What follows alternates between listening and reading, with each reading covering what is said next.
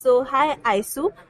Can you tell us about how critical is IP protection for companies in the electronics and semiconductor division? IP protection is extremely critical for all companies, especially the electronics ones, because this domain is extremely tech savvy. The technology changes very fast, and in this ever changing world, I think it is very important for the companies to protect their IP rights. When I say IP rights, there are technically 8 different types of IP rights, but the most prominent ones would be trademarks, patents, designs, and copyrights. When it comes to trademarks, all the brand names and logos, the companies must register them while they are branding and they are trying to sell their products. And whatever technology they are bringing into the market, that could be protected under patents. And companies should definitely get those protected before bringing out their products or the processes that they have into the market, which enhances their value a lot and gives them a lot more credibility in the market as well, for which they could even reap much more commercial benefit later. So, in this extremely tech savvy world of electronics and semiconductors, it is very important to protect IP and keep changing it, improving it, improvising on it, and keep doing it. It's not like a one time. If you have developed a product and you've improved on it, you need to further protect it, because here the technology changes completely within say 5 years cycle. So they have to keep doing it, and stay on it actually. And but what is the business value that having a patent or an IP brings? So, as far as when we say IP brings a lot of commercial. So, when a patent is protected, so you are if you have a patent for a technology, you are the only one who could actually sell it for 20 years. So you get those rights, and then if you could sell your product at a premium price, if your product is something which is something very exclusive to the market, so you get a lot of commercial benefit out of it. You may produce the product yourself, or you may license it to some other company, or a bigger company, smaller company, or multiple licenses, and you could then also earn out of licenses. So with this, you could generally just gather this fact that with like having a patent on your portfolio, a startup whose valuation is here with the strong IP, if they have it, their startup valuation could go too high. So in case somebody has a startup, they have a few patents and they are wanting to sell it, their startup valuation would be much higher than in case they didn't have any. So an investor would be more than happy to invest in a startup or a smaller company, or buying out. All these mergers, acquisitions these days, when they happen, IP is one of the aspects which every company considers. They do a lot of due diligence around it, that how strong a company's IP is, and that is how the company who's selling it, or that they gain a lot of financial benefits out of it. The products also, with the IP, the products also have much better credibility in the market. So you could sell it at a higher price, and that way companies benefit a lot. How does a company determine that one product is patent worthy or keeping it as a trade secret? That's a strategic decision that a company has to take. So, with the patent, the concept behind granting a patent to any person or company, the idea the governments give that patent is that there is a technology in the market. You have done a lot of R&D, so we'll give you a exclusivity right for 20 years that you only sell it, but in exchange of that, you give us how that patent has been made, how that technology has been made, and that is put onto a document that is published. So after 20 years, when the patent expires, anyone can use it. So that aspect, that where one can reap the R&D cost and gain a lot of commercial benefit out of it in exchange of 20 years exclusivity rights Yes. that they have, and the government is then able to get that technology out in the market at least after the 20 years. Otherwise, no one will bring it out. Exactly. But in the trade secrets, what happens is that stays as a secret completely with the company. So again, when there are some products, there might be some software which a company has, which is very very special to them. They may want to keep that as a trade secret. But generally, if they've made some product which is using that software and is able to give something technological advancement in the in generally the field of innovation that they are working in, that could be patented, and that comes out in the market, but that software could be kept as a trade secret. Since we are talking about specifically electronic domain, that is probably an example that comes in handy. What is the difference between a copyright, like these patent, copyright, trademark, and the fourth thing that you mentioned was design? So, patents is where your technology is, so something which is novel, inventive, and industrially applicable. That is something which can be patented. Trademarks is like your company's brand name, their logos, trade dress. Those are like protected under the trademark rights. If you have a product, say for example, this bottle is lying right in front of me. So how this bottle is designed, that specific design gets a design registration. And copyrights is mostly literary work.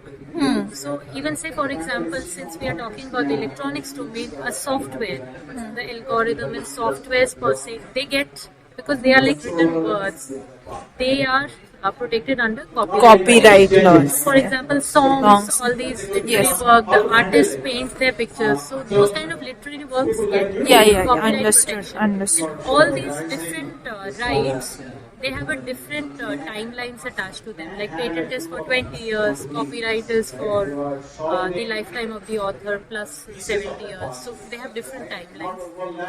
Okay, okay. But patents is considered to be a very very strong right, since it's difficult to get in a way, but if you have a patent, then the commercial benefit that one could get out of it is also much stronger. How does semiconductor patenting different from other patents in other sectors? Semiconductors, so there are, in semiconductors there is one thing, that there is a chip design. Yes. So that is protected under a different type of IP. So that specific chip designing, that doesn't get, that's a semiconductor protection rights. Those are completely different rights. So how a chip is designed, how does that work? So those transistors and all this, how Yeah. that arrangement happens, that has a different IP protection. You can't get a patent on it. Okay. But if that chip is being used in some system, some product, and it is able to give something along with the other things, those kind of things get patent right protection. So semiconductors that way is slightly different, because the chip design per se gets a different type of protection. Okay, okay. And what are the key trends that you are seeing in semiconductors and patent filings? Of late, I think there's quite a boom with this. I mean, like the smart mobility thing coming in, and all the drones and all these coming in. I think there's quite a awareness first, and then in India now I can see there's a increase in the patent filings that is constantly happening in these areas, especially this semiconductors, IT, smart mobility, all these kind of domains. The patent filing has increased immensely. People, since they are now more and more aware, they are also more and more aware about protecting their IP. So earlier, what I used to feel is that people are developing a lot. India has that brain, so they were really making things, but they were not protecting their IP. But now, since they are getting more and more aware, people are also making sure that before bringing out a market product in the market, they are protecting their IP, which is a very positive move, especially in the Indian market and generally for a country in totality. what is the best what is the best or the correct way of protecting your IP? What is the procedure for doing that? So different types of IP rights have different procedures. Hmm. So if I have to talk about patents, what I would usually, in my personal opinion, is that once someone has that idea and they've kind of developed it and they are staged, so they should contact the right people who are experienced to handle those kind of protection rights and get a patentability search report done. Because while you are sitting in your manufacturing unit or your lab or wherever, you may think you have done something extremely good, but somewhere in the world, someone may also be working on a similar product. So the aspect is you should get your patentability search report done. And once you are ready with the idea, like you should be very particular about timelines and try to do things as quickly as possible. Because when it comes to any kind of IP rights, it's the first to file. You are the whoever files the first with the patent office enjoys the benefits Yes. of those rights. So it is very very important to adhere to the timelines. Then getting a patentability search report done, and then entering the drafting process and to file. So all that thing should be done as early as possible. When you get a patentability search report, that time you will be able to ascertain how strong your IP right is. And then accordingly, as a company or as an individual, you could assess that where your commercial markets are. Accordingly, you could file first in India and then also file in all the other countries wherever you think that you would gain commercial benefit from. So timelines are very very important. Then maintaining your deadlines is again a very very important aspect. And in patents, another thing is that you should have lot of data. Like when there are different kinds of technological areas. So in pharma industry, or say mechanical industries, electronics industry. So again here, since we are talking more about the electronics industry, you should have some good comparative data how your product is better. So in case you have later during prosecution you have some issues and objections. So with those kind of things you are able to provide a better support to show that your invention is much better what was there in the market. So that could be something that the applicants could look at. So, Aisu, how do I choose which country do I want to file a patent in? How do the laws differ? So all countries have certain. So largely when it comes to patents, novelty, inventive step, and industrial applicability are the three prime pillars. That if your invention is novel, it is inventive over what is already known, it is providing something new, and it is industrially applicable, you could generally get a patent. But in every country, but the IP rights are jurisdiction specific. So you file in India, but you can't get commercial benefit of the same because you filed in India in the US. So you have to also file in the US if you think. Now, as a company, you would know, like you are a tech savvy company, and you think, you say, for example, somebody is making some kind of drone product. Now we all know, say, for example, that United States is a huge landmass. There's a large population. People there are very tech savvy, and that would be a good market for you to sell your drone. So that is when a company decides that yes, I should also file in the US. Say in Europe, again, Europe it covers so many countries, such a large. So depending upon how you see that, so that's a business decision. Marketing aspects and sales also you would see. You would be able to generally also understand from the trends in the market what kind of products are being sold in some particular jurisdiction. So in India, textile is a big market. So anyone coming from anywhere in the world, they know that if there is something related to the textile industry, India is a good market. Likewise, we know that a lot of technologically advanced products, a lot of electronic products, US is a good market, China is a good market, Europe is a good market. So that way one could explore, depending upon the trends going on in the market, that what product will sell in which country. Accordingly, they should protect their IP rights, especially in those ones. Okay.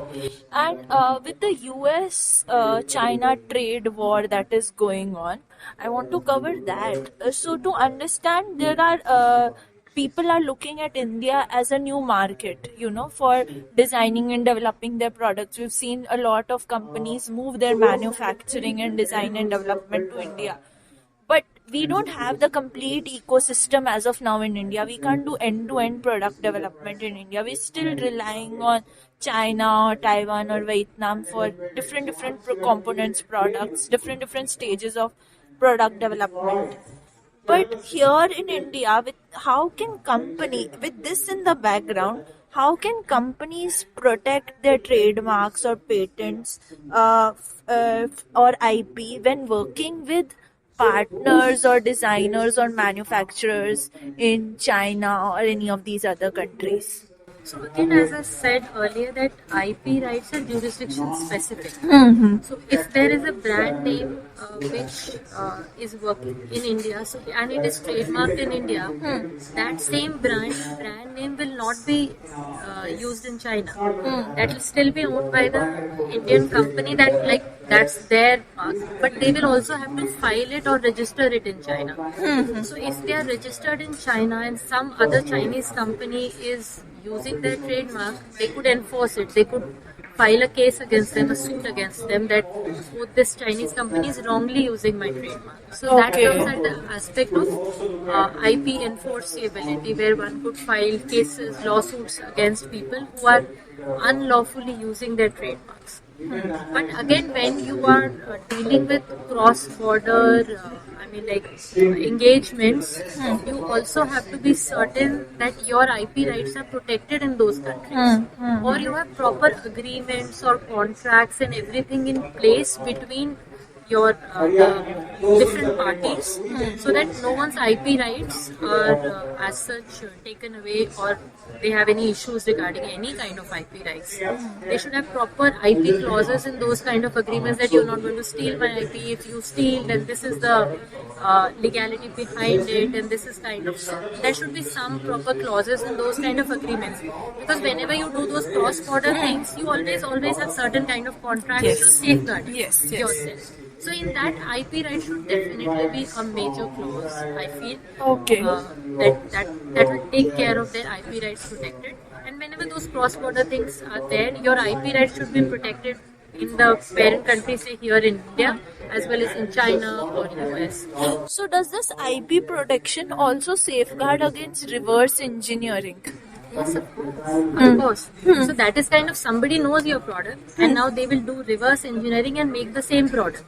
So the moment that reverse engineering product comes into the market and you see, oh, this other company is selling a similar product like mine, you will file a case against them. Yes. You will go to the court. And that is the aspect comes, that this is my patent enforceability, the term comes. I go to the court and try to enforce my patent, that this company is stealing my patent.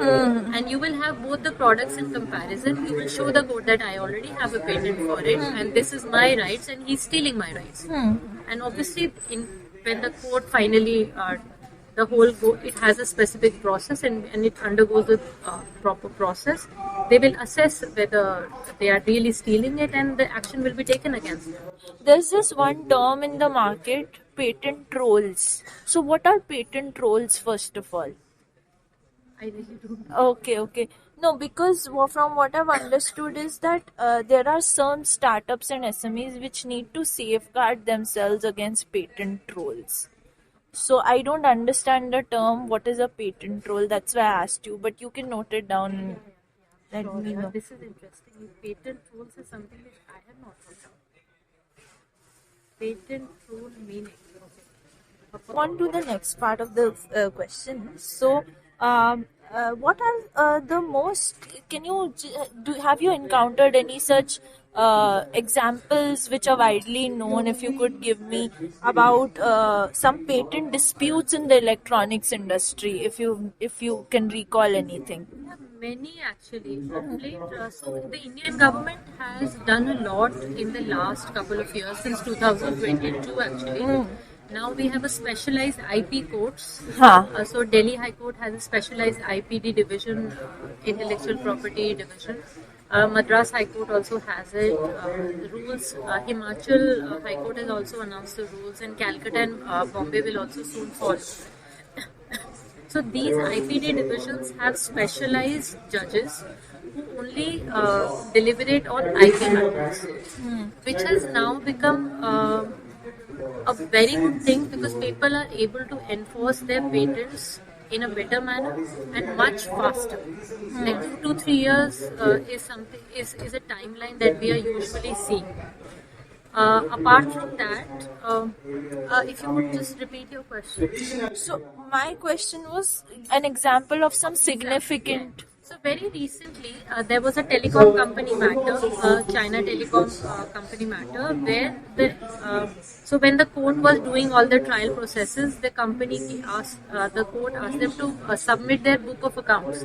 What are they earning from those patents? And once the patent matter was decided in favor of the company, the other company who was infringing their patents, they whatever they earned out of it, all they had to pay back to the company who won the case. Oh, So the governments are now even granting damages, and electronic sector is something a lot of telecom companies. So many lawsuits are currently ongoing, and the government is and the courts are giving such good decisions on them. okay. So is that all that the government is doing with regards to protecting IP, electronics IP in India, or is there more? So on that front, I have some really good news for the Indian companies. Actually, the Indian government has become really, really particular about improving awareness of IP rights in India. Like at the school level, university level, IP cells, intellectual property cells, is what they are developing them to increase awareness. At the education level. People, when they're aware, they come into the job markets, and also people generally are more aware and they're trying to protect IP rights. Plus, then what the government has now done is they've reduced the official fees for the startups as well as the educational institutes. So the official fees is reduced a lot, which again encourages more and more IP filing. The processes have been the timelines that it used to take about 7 to 8 years to get a patent earlier, and now it just takes about 2 to 3 years. So again, on that time, the government has worked. Yes. Go ahead.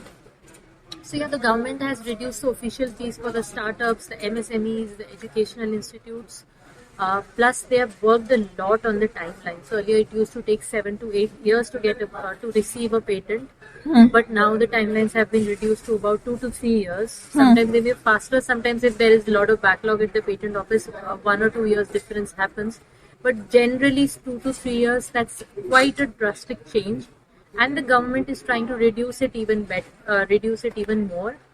Apart from that, lot of the state governments have now established some startup missions to help startups, both in terms of education awareness as well as funding. Okay. So the government is giving them lot of funding to if they are filing a patent, the government will help them and bear some of the costs, or sometimes even all of the costs.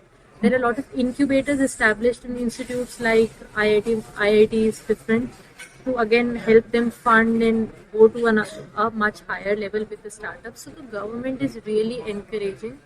And in last 5 years, I have seen such massive increase in numbers of patents being filed by the Indian applicants and the Indian companies. How has artificial intelligence impacted this intellectual property rights scene? I think it has improved it. It has impacted in terms. No, negative impact is not that something that I see. Why I'm asking you this is because artificial intelligence like ChatGPT, and for all of that matter, they allow information from various sources to come at one in generative AI, for that matter, LLMs. I can just type out my code, for that matter. And it could be from some other company which has already, like, it's there out in the internet, but I don't know the source. So in that scenario, are there any laws or any, because I know Europe has introduced some GDPR regulations, but what about India? Is India doing anything in that case? So India also has a DPDPA Act. The act came out 2 years back, and recently, just January this year, the draft rules have also come out, which will soon be finalized. So even just like the GDPR rules, Indian government is also taking care of that and looking into it. And once those are in place, so if you are taking away anyone's personal rights, there will be proper protection against it. And once those rules are published, there will be have like once the draft rules are finalized, we will have all the clarity on them. So, what? So this is something which is still in process. There's still not much clarity about when we speak about artificial intelligence. So this is about when you mentioned specifically about GDPR. So India is doing something similar like the DPDP Act, Data Privacy and Data Protection Act. But when it comes to artificial intelligence, it has a lot more. So like when we are doing patent drafting, we try to avoid before the application is filed to put any kind of application. You know, sometimes Yes. you would just feed in your data that just give me a patent draft, something like that because then it's an open source. And the generative AI will learn through it, and sometimes somebody else somewhere. But now we have also received, like, there have been lawsuits filed where companies have alleged that against ChatGPT that this information was private. This was not supposed to be used, but it has been used, and people are now utilizing that. So in that scenario, should I litigate ChatGPT? Or should I go to the person who has used ChatGPT? It's quite a bargain. Person used ChatGPT.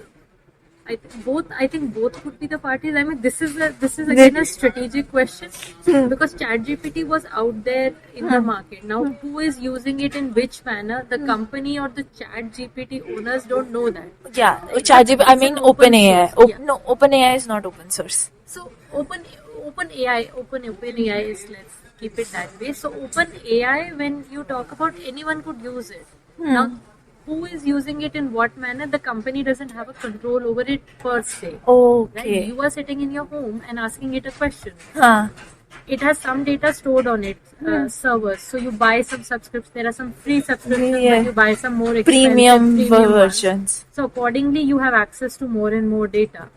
So if somebody is fed in some personal data into it, and the generative AI will store it.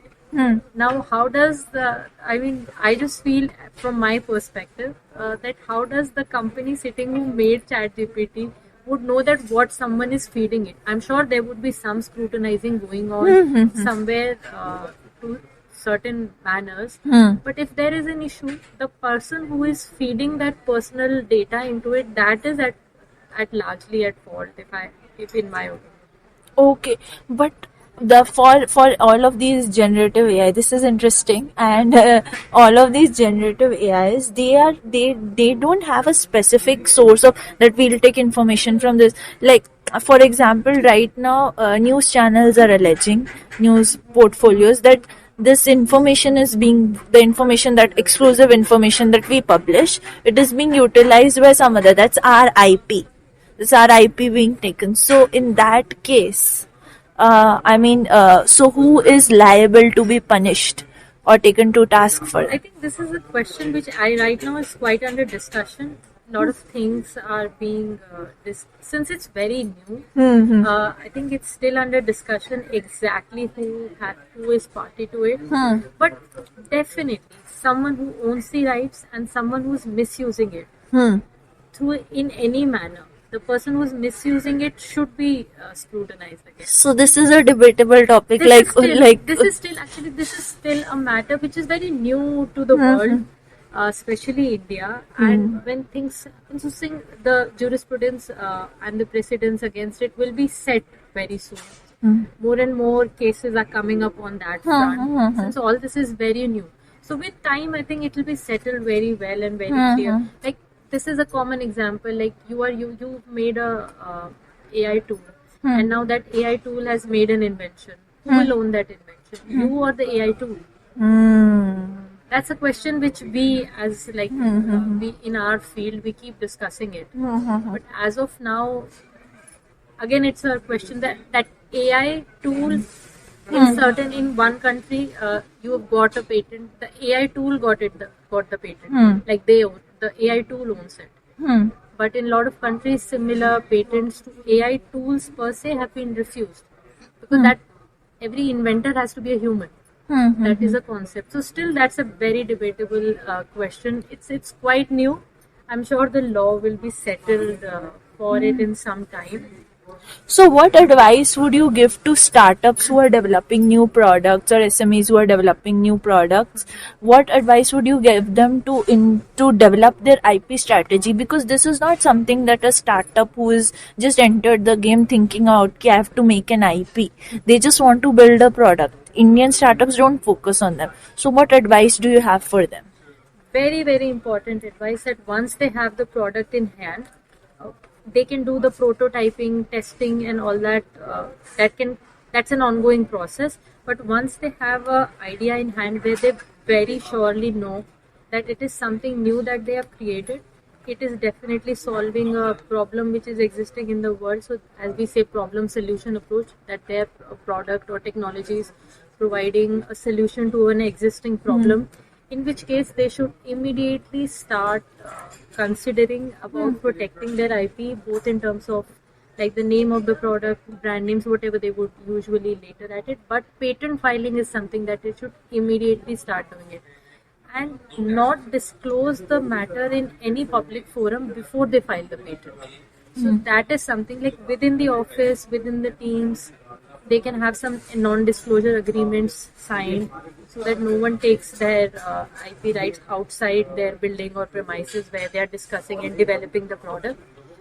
That is one thing. But as soon as the product is in, they know that there is something new created, they should immediately go in for the patent filing and not disclose it anywhere.